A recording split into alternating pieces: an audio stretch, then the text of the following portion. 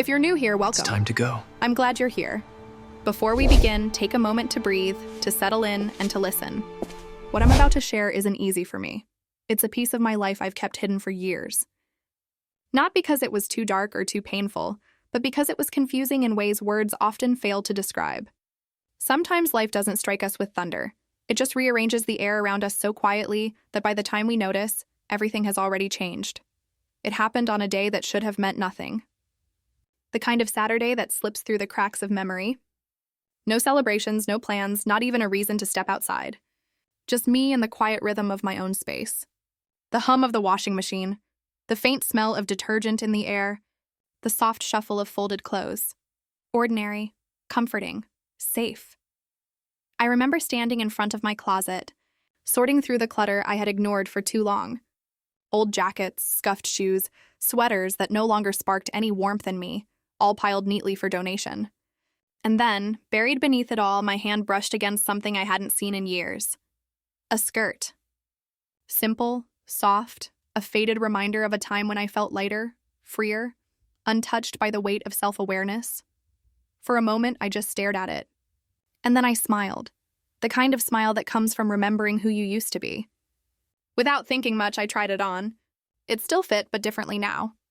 It held me with the quiet honesty of time, showing me not what had been lost, but what had changed. I laughed softly at my reflection, at the contrast between memory and the woman standing there now. I didn't know that laughter would be the last truly easy moment of that day, because then came the knock. A sharp, sudden sound that sliced through the stillness. I froze, heart skipping. I wasn't expecting anyone. For a brief second, I thought about pretending I wasn't home, but something, curiosity, instinct, pushed me to open the door. He stood there. The sight of him hit me like a forgotten scent, familiar yet distant. It had been years since we'd last shared a moment, and in those years, life had sculpted him into someone new.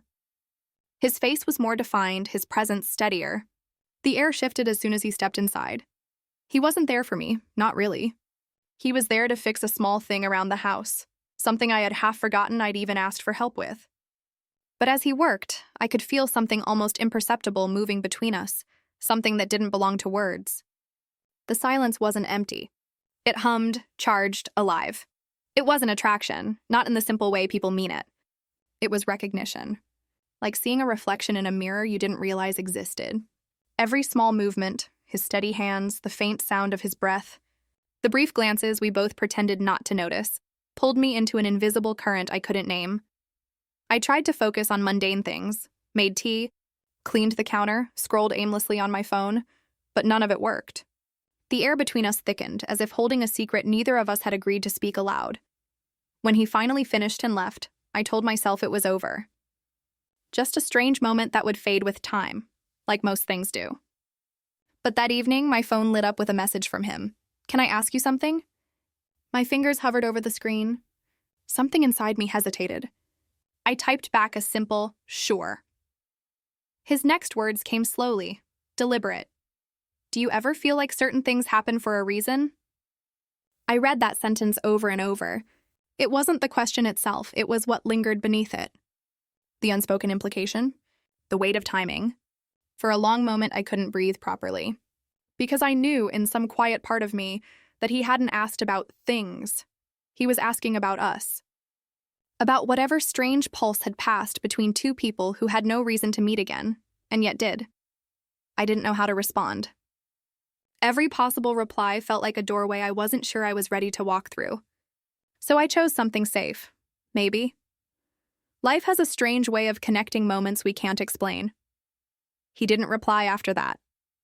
Just silence. But somehow that silence carried more emotion than any conversation could have. It was as if the space between us had learned how to speak its own language. That night, I couldn't sleep. My mind kept circling back to his words, his tone, the stillness of his eyes when he looked at me earlier. It was ridiculous. Nothing had actually happened. But my heart wouldn't listen to reason. It kept searching for meaning where logic found none. The next morning, I woke early, long before the sun fully rose. The world outside was gray and soft, as if unsure whether to stay in the dream or step into the day. I brewed coffee, sat by the window, and tried to convince myself that the strange tension I felt would dissolve with daylight. Then came another knock. Lighter this time, but unmistakable. My stomach tightened. I already knew who it was before I opened the door. He stood there again, that same quiet intensity in his expression, but no trace of a smile. He said my name softly. There was something unguarded in his voice. I let him in. He didn't explain right away. We stood in silence for a moment, each of us waiting for the other to speak first. Finally, he said, "I couldn't stop thinking about yesterday." I felt my pulse quicken. "Neither could I admitted before I could stop myself." He exhaled, relieved but also conflicted. "It's strange, isn't it? How you can go years without seeing someone and then one ordinary day everything feels different." I nodded. The truth hung between us, delicate and dangerous.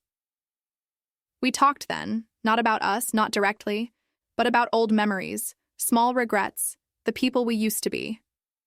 There was laughter and then silence again. A silence that wasn't uncomfortable anymore, but tender. At one point, his hand brushed mine as he reached for his cup. A small, fleeting touch, but enough to send a shiver through me. Neither of us moved away. We just stayed there for a second too long. And that was when I realized something I hadn't wanted to admit. I was standing on that thin, trembling edge between right and wrong. Not because I sought it, but because life had quietly led me there. He left a little later with a look that said everything words couldn't. No promises, no confessions, just an understanding that something had shifted and there was no undoing it. Days passed and we didn't speak. But the silence wasn't empty.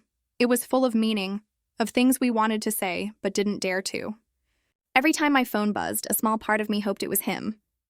Every night I replayed that moment by the doorway, wondering what it had really meant. Eventually, I saw him again, though not by plan. A grocery store of all places. The most unromantic, unplanned setting. But life has a sense of irony that way. We exchanged a polite smile, nothing more. Yet in that brief glance, I saw the same ache I carried inside me. We didn't speak that day either. We just walked past each other like two parallel lines that once almost met, but were never meant to cross again. And maybe that's what this story really is. Not about love or regret, but about recognition. About the rare, quiet moment when life holds up a mirror and asks, "Who are you now compared to who you were?" Sometimes people return not to stay, but to remind us of what still lives inside us, of the tenderness we hide, the risks we once took, the feelings we thought time had erased. I don't know if he ever thought about that day again. Maybe he did, maybe he didn't. But for me, it became one of those invisible turning points you can never quite explain. The kind that doesn't rewrite your life, but rewires something small and secret within it. Every now and then, when I open that same closet, I see the skirt still hanging there. I don't wear it anymore, but I also don't let it go. Because it's no longer just a piece of fabric. It's a reminder of a single, ordinary day when the universe quietly whispered, "This, too, is part of your story." And maybe that's enough. Maybe life doesn't always need to give us answers. Sometimes it just gives us a moment, a look, a silence, a question, and leaves the rest to our hearts to understand in their own time.